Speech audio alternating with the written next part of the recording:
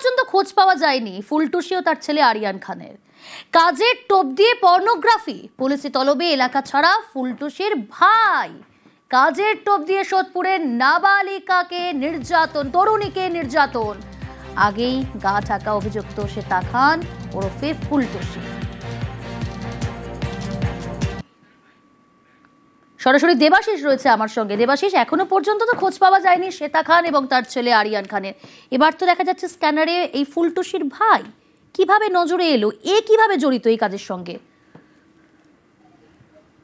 দেখো, ফুলটুসির ভাই যদি বলি তা নয়, ফুলটুসির গোটা পরিবার অর্থাৎ তার মা, তার আরো যে 4 ভাই রয়েছে, প্রত্যেকে এই ঘটনার সঙ্গে যুক্ত বলে কিন্তু পুলিশ মনে করছে। বা এই যে সেক্স র্যাকেট চালানো হতো সেখানে, এই পুরো ঘটনা কিন্তু ওয়াকিবহল ছিল ফুলটুসির গোটা পরিবার। মূল সমস্যায় যে মাসারুল খান, যে কিন্তু আমাদের 7 তারিখে অর্থাৎ যেদিনকা ঘটনা প্রকাশ্যে আসে সেদিনকা বলেছিল তাদের সঙ্গে কোনো সম্পর্ক নেই, তাদের সঙ্গে কোনো সম্পর্ক নেই, জমি নিয়ে গন্ডগোলে তারা বিচ্ছেদ হয়ে গেছে, তারা আলাদা থাকে। আর এই আরিয়ান খান তাকে দরাজ সার্টিফিকেট দিয়েছিল এই মাসারুল, বলেছিল ভালো ছেলে, পড়াশোনা করে। আসলে মাসারুলও কিন্তু এই ঘটনার সঙ্গে সরাসরি ভাবে যুক্ত। তার কারণ যে ভিডিও আমাদের হাতে এসছে সোশ্যাল মিডিয়ার তরফ থেকে পাওয়া ভিডিও, তাতে পরিষ্কার দেখা যাচ্ছে আরিয়ান খানের পাশে নাচতে দেখা যাচ্ছে এই মাসারুলকে। এবং আরো একটি বিষয় জানা গেছে যে এই যে টোটাল যে ইনভেস্টমেন্ট, একটা এন্টারটেনমেন্ট পেজ খুলে যেখানে কাজ করা হতো, বিভিন্ন প্রোগ্রাম করা হতো, ইভেন্ট ম্যানেজমেন্টের নামে একটা কোম্পানি খুলে তার যে টাকা পয়সার লেনদেন সেই এই মাসারুল খান করত, তাকে ইতিমধ্যেই কিন্তু পুলিশের স্ক্যানারে পড়ে পুলিশ যখন তাকে তলব করেছিল থানায়, তারপর থেকেই কিন্তু সে লাপাতা গোটা এলাকা থেকে। গত শনিবারও তাকে দেখা গেছিল এলাকায়, রবিবার সকালের পর থেকে তাকে আর এলাকায় দেখা যায়নি। তবে ইতিমধ্যেই তার পরিবার অর্থাৎ ফুলটুসির মা এবং তার আরো 2 ভাইকে ইতিমধ্যেই দফায় দফায় বাঁকড়া ফাঁড়িতে পুলিশের তরফ থেকে জিজ্ঞাসাবাদ করা হয়েছে এবং তাদেরকে বলা হয়েছে এলাকা ছাড়ার আগে পুলিশের নির্দেশ নিয়ে তারপরে এলাকা ছাড়তে হবে। দিদির বিরুদ্ধে একটা অভিযোগ উঠছে, একটা মেয়েকে নিয়ে এসে ঘরে বসে মারধর করেছে। না, আমরা বলতে পারবো না সব কিছু, আমাদের সাথে কোনো সম্পর্ক নেই, আমাদের জায়গা নিয়ে ঝামেলা। তো কেমন ছিল আরিয়ান? ভালো ছেলে, পড়াশোনা করে, তো মনে বলতে পারবো না। না, আমাদের সাথে জায়গা নিয়ে ঝামেলা, আমাদের সাথে কোনো সম্পর্ক নেই। আসছি পরের খবরে। মাঝে মধ্যেই ধস 10 নম্বর জাতীয় সড়কে বন্ধ হয়ে যায় বাংলা সিকিম লাইফলাইন। কিন্তু কেন এমন হচ্ছে, কি বলছেন বিশেষজ্ঞরা, দেখুন নিউজ 18 বাংলার স্পেশাল রিপোর্ট। পাহাড়ের পথ ধরে শিলিগুড়ি থেকে সোজা গ্যাংটক, এটাই 10 নম্বর জাতীয় সড়ক বাংলা সিকিম লাইফলাইন। মাঝে মধ্যেই এই রাস্তায় ধস নামে, বন্ধ হয়ে যায় যাতায়াত। ভারী বৃষ্টিতে 10 নম্বর জাতীয় সড়কে ধস, এটা চেনা ছবি। অনেক জায়গায় তিস্তার পাড় দিয়ে গিয়েছে এই জাতীয় সড়ক, তিস্তার তোড়েও এই রাস্তার ক্ষতি হয়েছে। বারবার কেন বাংলা সিকিম লাইফলাইনে ধস?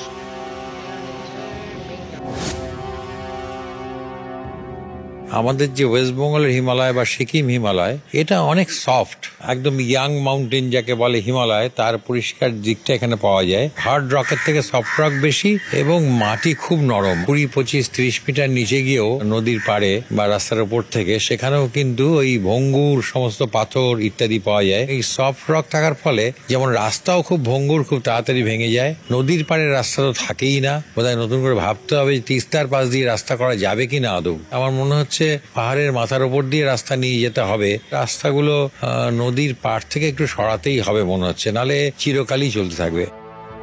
10 নম্বর জাতীয় সড়কে ধস নামলে স্থানীয়দের পাশাপাশি বিপাকে পড়েন পর্যটকরা।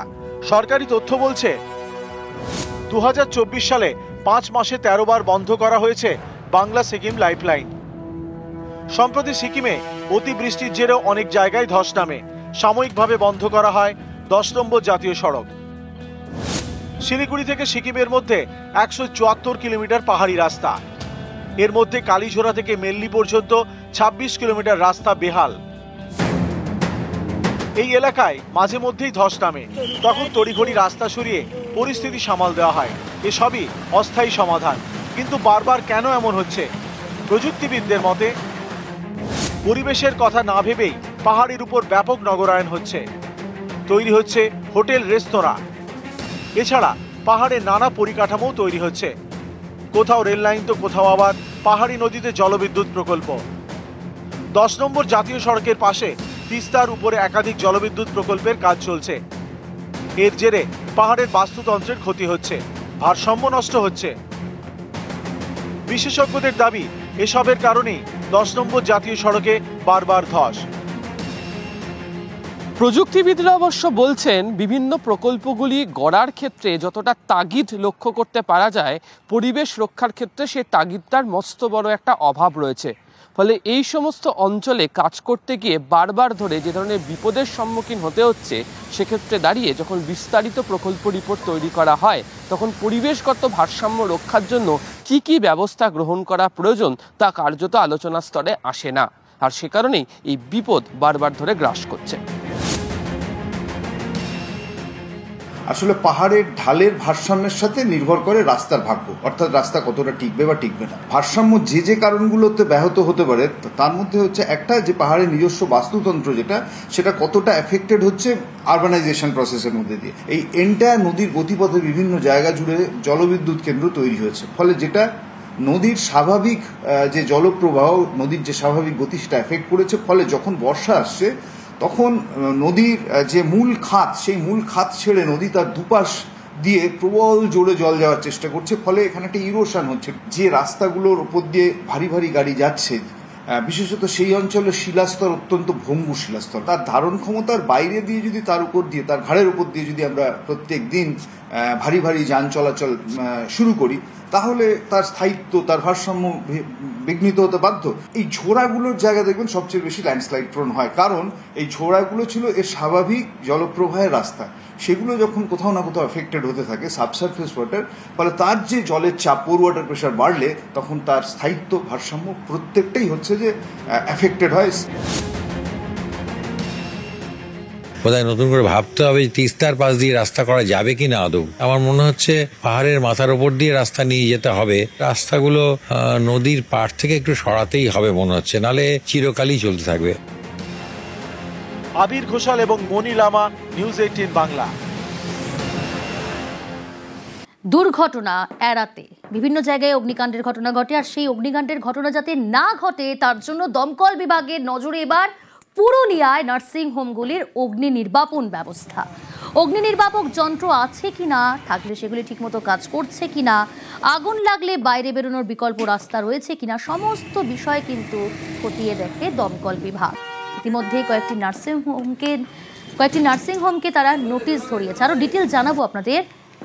ইন্দ্রজিৎ রয়েছে আমার সঙ্গে। ইন্দ্রজিৎ, দমকল বিভাগের তরফ থেকে বিভিন্ন জায়গায় তারা যান এবং দেখেন, বিভিন্ন বিষয় খতিয়ে দেখলেন যে কোন কোন জায়গায় বিকল্প পথ রয়েছে কিনা, আগুন লাগলে অগ্নি নির্বাপক যন্ত্র রয়েছে সেটা কাজ করছে কিনা, আর কোন কোন বিষয় দেখলেন, কোথায় কোথায় গেলেন তারা?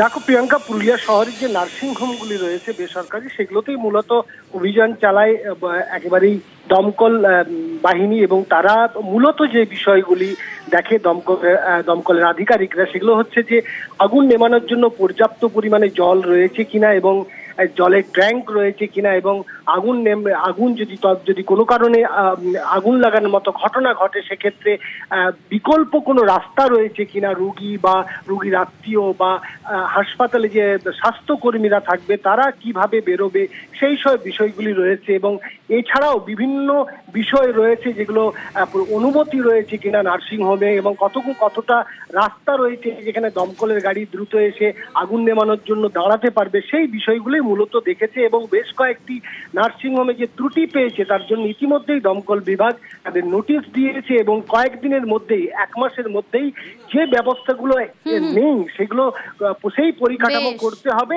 বলেই জানিয়েছে দমকল বিভাগ। শহরের মধ্যে যত হসপিটাল আছে সেগুলো সব আমরা অবজার্ভ করছি, ভিজিটে যাচ্ছি, তাদের সেফটি মেজার্স কী আছে, পেশেন্টদের সুরক্ষার জন্য কী আছে, যেগুলো ফায়ারে বিধি আছে, নিয়ম আছে, সেগুলোই মূলত আমরা তারপরে জোর দিচ্ছি।